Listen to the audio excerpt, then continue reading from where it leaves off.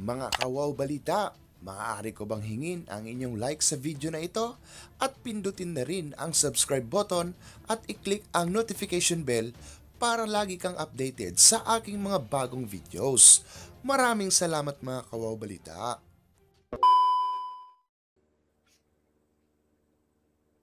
Eto, hindi ko alam kung siya to ah. Ako to. Ayun pala! Ako to. Ayan na! Hindi yung isa kasi, Kick J nakalagay. O sige na, babay na. Ito na siya. Ayan! Hello naman, Kuya Gado! Good morning sa inyo dan dito sa amin. Ayan. So, lahat kami pinasabog yung ang tawag, yung video mo.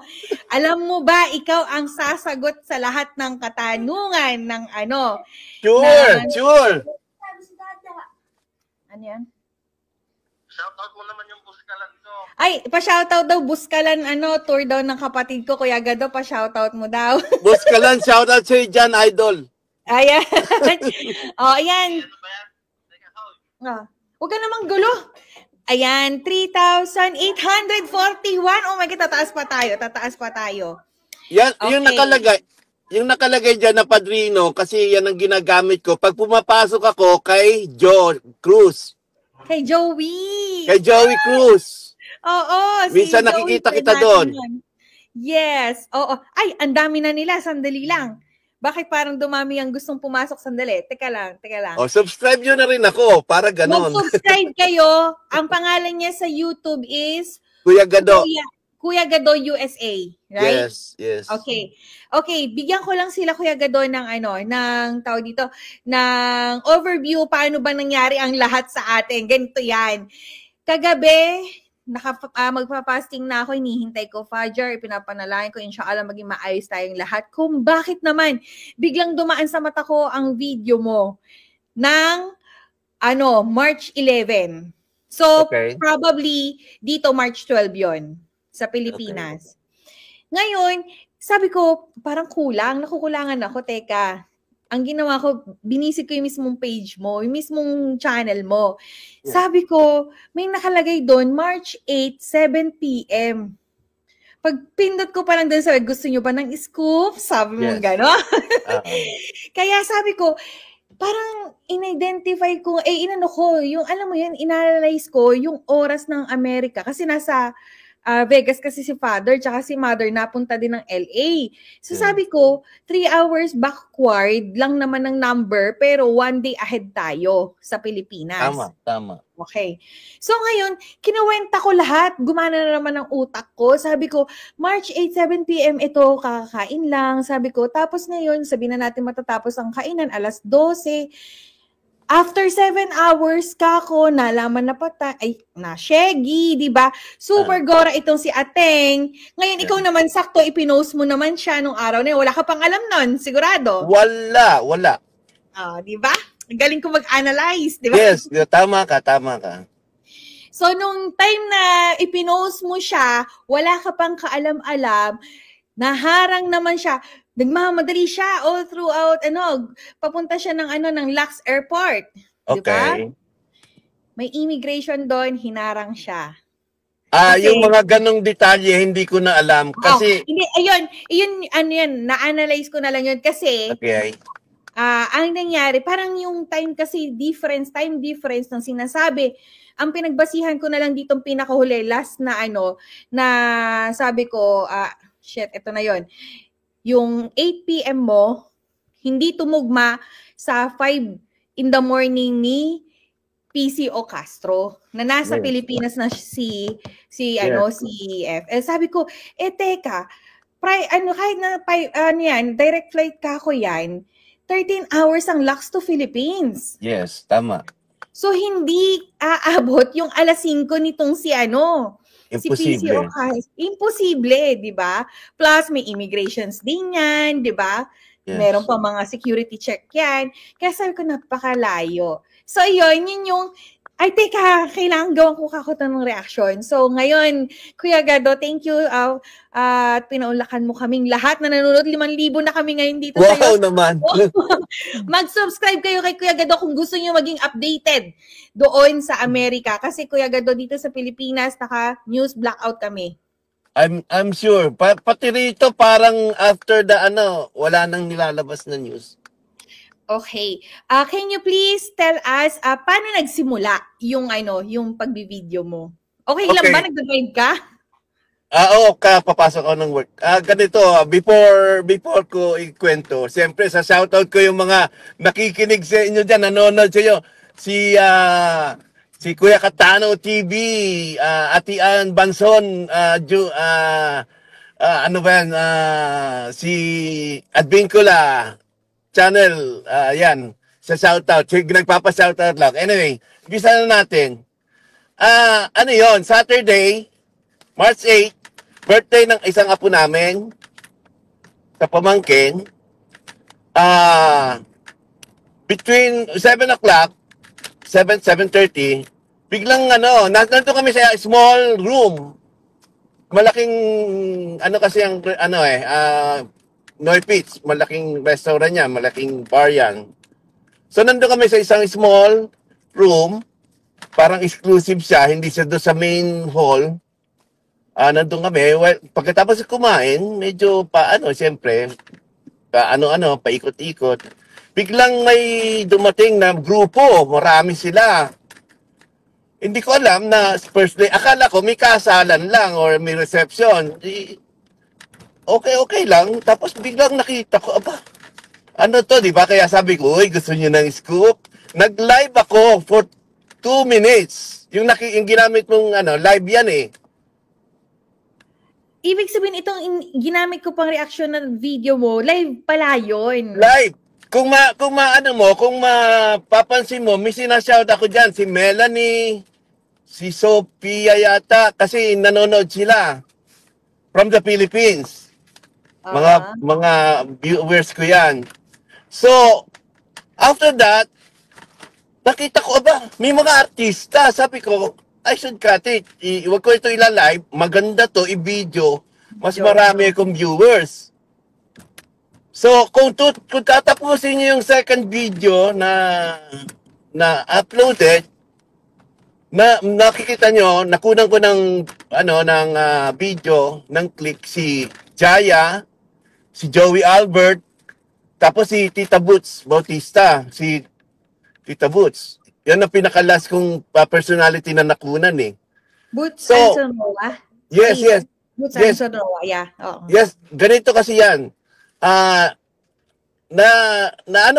Narinig ko na galing pala sila ng film festival dito I think sa Long Beach or sa isang convention na may mga artista. Tapos, andun si Shara, hindi ko lang wala doon sa video, si Shara Soto, yung head ng film industry, something sa Pilipinas. So, siguro, nagutom sila, pumunta sila doon. Kaya nga yung siguro, umattend sila ng kasal, kasi mga bongga yung suit nila eh. Yeah. So, yun ang doon, yun ang pangyayari doon, without any, tapos may nagko-comments pa na nandun nga yung tanto ko. Hindi ko naman kilala yung tanto ko. Tapos nagsasabi nandun yung secretary ng tourism. Hindi ko kilala yon. Ang ko lang is makunan ko si First Lady. Yeah. Siya lang talaga kilala mong parang bongga eh. Oo, kasi di ba, yan eh, parang, kung marinig nyo doon sa background ko, may naghahanap pa ng resibo eh, tinatanong pa yung resibo. Tapos isa pang grupo doon, sino ba yung VIP na sinasabi mo? Sabi ko, hindi nyo pa kilala yung First Lady.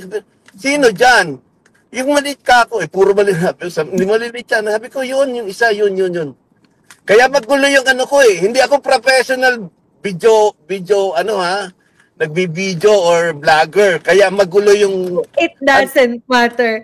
It doesn't matter because, your video answered all the question here in the Philippines. Yeah, oo. Yes. Ang dyan, sa akin, ang analysis ko dyan, yung nangyari is maybe after yung kainan na yan, kasi kung mapapansin nyo, yung towards the end of the video ko, yung sa 10 minutes, wala na wala na yung mga VIPs na kasama niya sa table.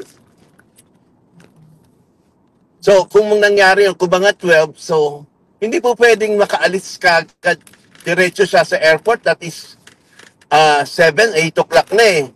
So, babiyahe pa siya. Kung ang flight ng aeroplano is 12, parang late ka na, hindi ka na makakapasok sa airport. Diba? Babiyahe ka pa eh. So, at saka ang laki ng Lux Airport. Ang laki. Oo. 1 hour pa siya from LA, 'di ba? 1 hour siya from LA. Mga 30 to 45 minutes pa kasi nasa Long Beach na sila eh. Long Beach and Neupiz eh. Oo. So, sabi mo ano, ng 45 minutes, kasama na din pati traffic doon. Ngayon, pagdating doon, Kuya Gadoy, hindi naman kaaalis mo lang ng party. Pack up agad, punta agad ng airport. Walang ganun. Siyempre, meron tayong 3 hours rule lagi o 5 hours rule lagi. 4 hours, ganun. Diba? So, doon talaga nahuli itong si PCO Castro na nagsisinungaling siya. Kasi, sabi ko nga, ako, alhamdulillah Rabbil Alamin, yung bago pa kita makita, naghahanap ako lagi sa Safari. Naka-incognito ko kasi nga hindi ko wala eh, laging updated, puro live, puro picture ganun. So, ako mismo nawawalan akong pag-asa. And then you came across my channel. Sabi ko, grabe, thank you Lord talaga. Sabi ko, ito yon. Guys, para sa kaalaman ng lahat, si Kuya Gado, on the night, siya ang kumuha ng video na yon. Yes. Na kumakain, si FL katabi si Tantoko. Diba? Yun.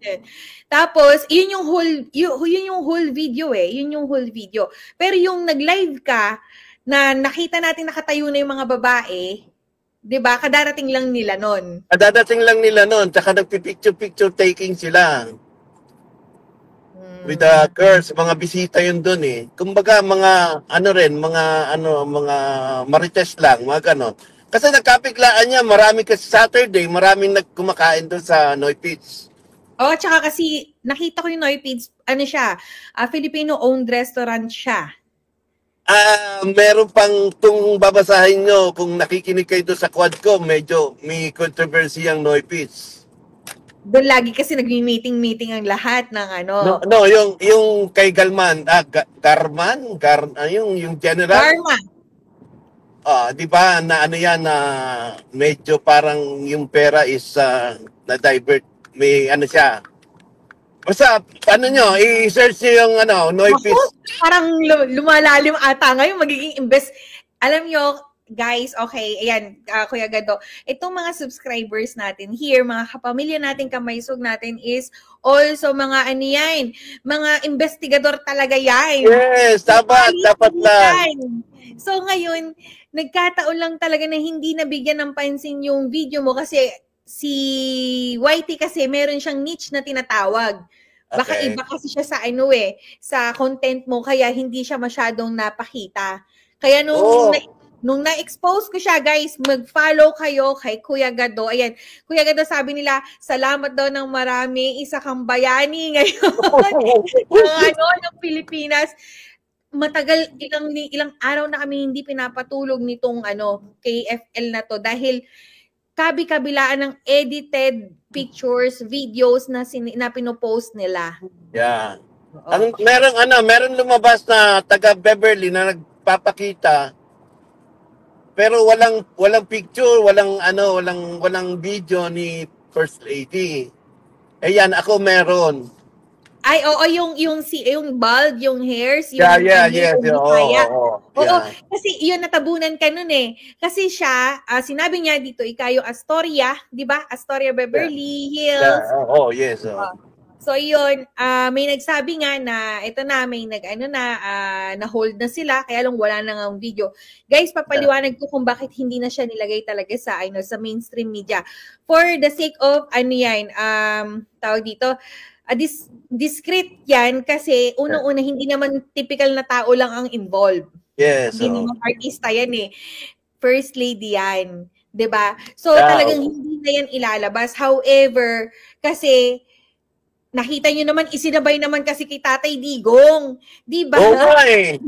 So kung, alam nyo guys, siguro maiisip pa nga natin na ay kawawa naman si FL kung hindi isinabay kay Tatay Digong. Di ba? Kung wala silang ginawang kasalanan kay Tatay Digong. Pero ngayon, ayan, ikaw ang susi. Ayan, guys, mag-follow kayo kay Kuya Gado USA sa, sa YT niya. Magpasalamat tayong lahat sa kanya because of his video. Siya ang naging susi. Okay? Kung gusto niyo mapanood yung video na yun, nasa wall niya yung complete detalye. Nakita ko na doon si Jaya. Oh yes, Jaya.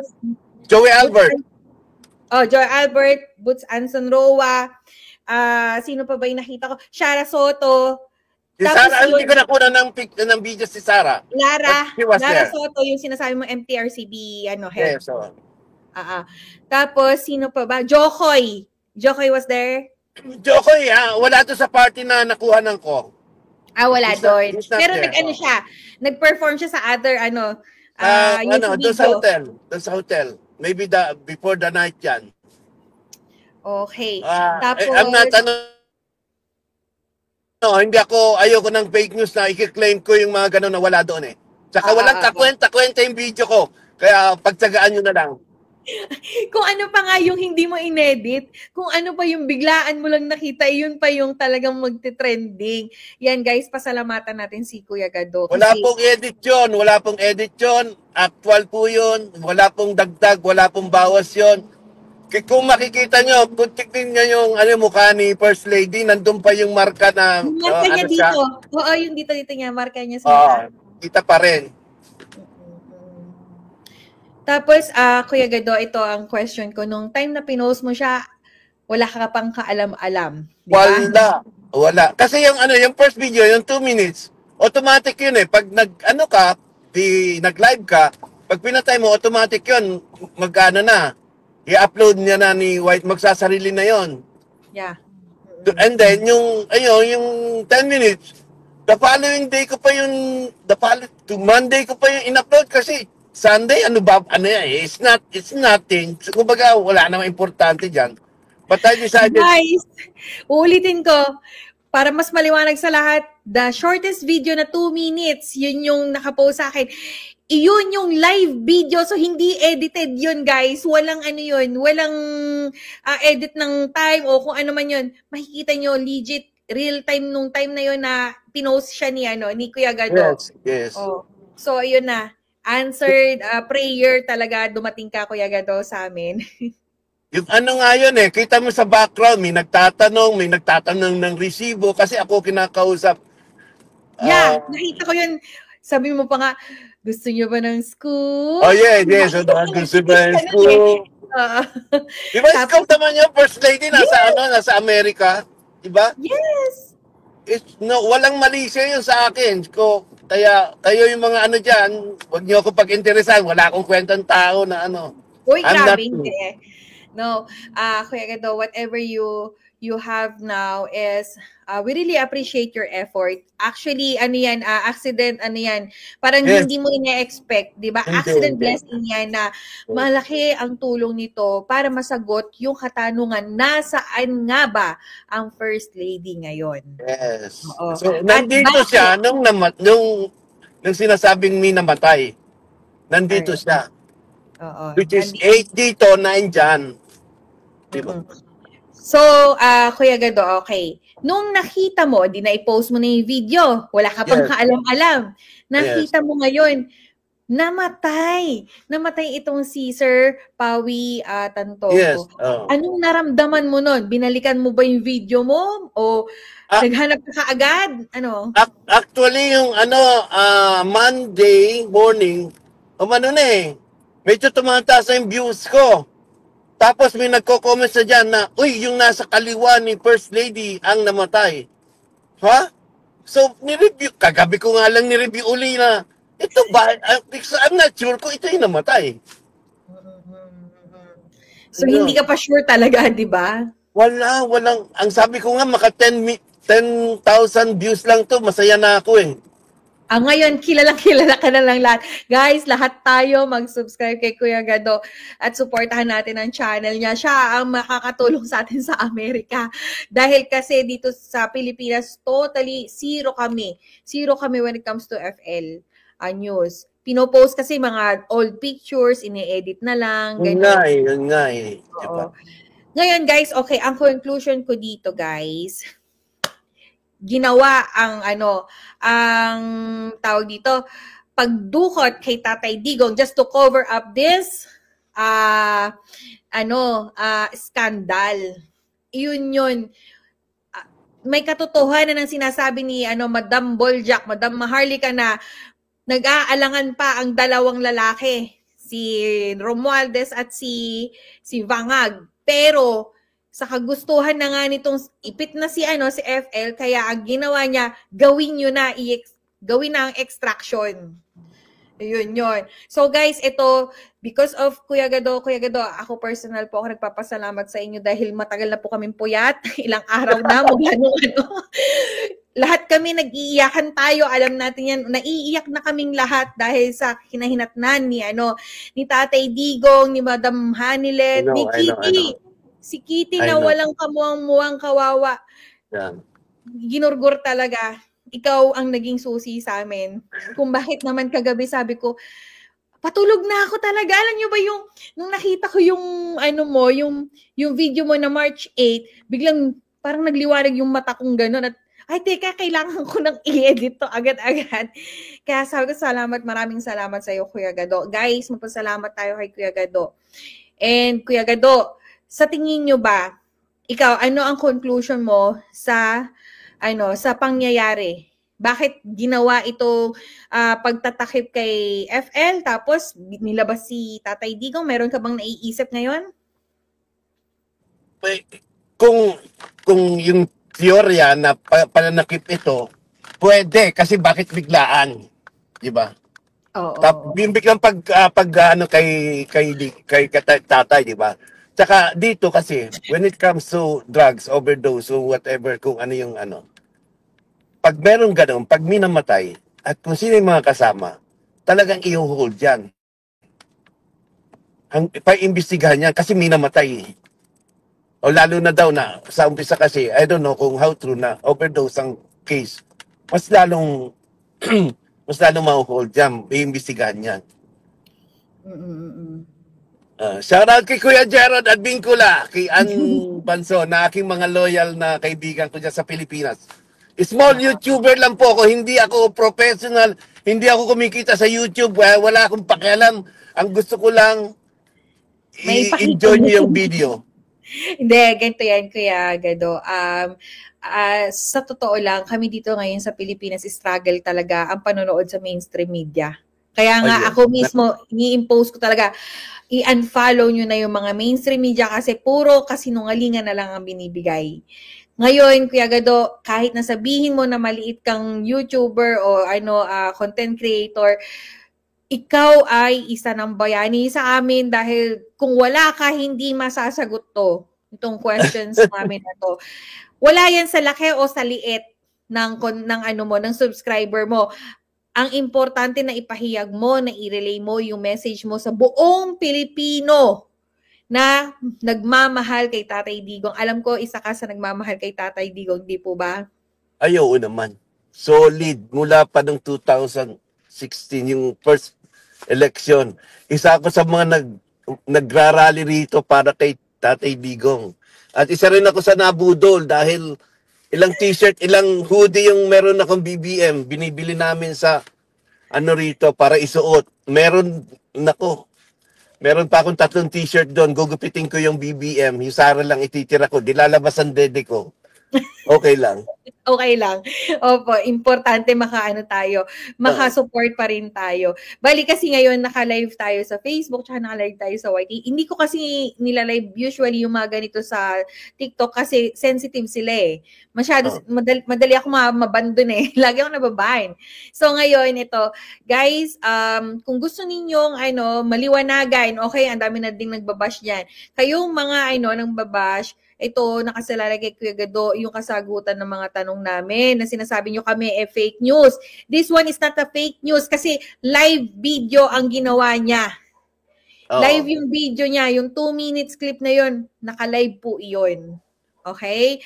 So, imposible yung sinasabi yung fake news. Ngayon, kung talagang sarado pa rin ang isip ninyo, wala kaming magagawa. Kami, nagmamahal kami sa ating bansa. Tatay Digong is just, siya lang ang kinatawan, kumbaga, di ba? Pero ang pagmamahal niya sa Pilipinas, sabi ko nga, paulit-ulit kong sinasabi, si Tatay Digong ang pinaglalaban niya tayong mga Pilipino. Tayo, hanggang saan ba natin siya kayang ipaglaban? So, mabuhay ka, Kuya Gadoy USA. At sigurado yan, madaming mag-i-invite sa'yo ngayon na mag-i-interview. At napakataas ng viewers natin, almost 8,000. At ang dami-dami nating ang dami-dami nating tawag dito. Nagko-comment. Actually, before pa tayo mag-live, sabi ko meron akong pasabog. 9:15 hanggang sa hindi ako marunong mag-set up. Kaya. Sorry na. Pero at least naiparating natin sa kanilang lahat at alam ko sabog itong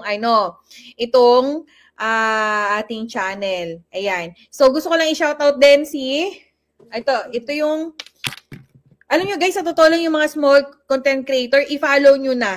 Lahat yan. Basta DDS supporter kasi sila hindi nyo i-expect sila pa mas makakuha ng madaming ebidensya.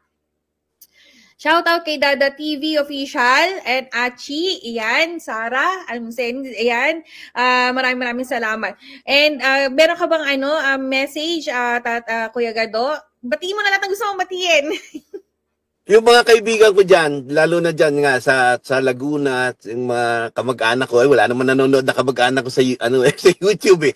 Anyway, marami nagtatanong, ano ba daw ako? Tignan nyo na lang yung profile picture ko dyan sa Facebook, kung ano yung ko. Nilagay ko yan nung nahuli yung hinuli na si Tatay Digong. I am not a Filipino for nothing. Laban, my song. Yeah.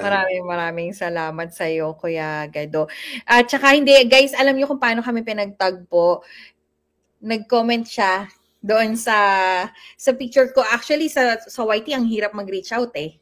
Kaya ngayon, alam ko po, hinanap niyo yung Facebook ko. Nag-comment siya doon sabi ko, luma na to mga bulok naman kakoy nasa harapan.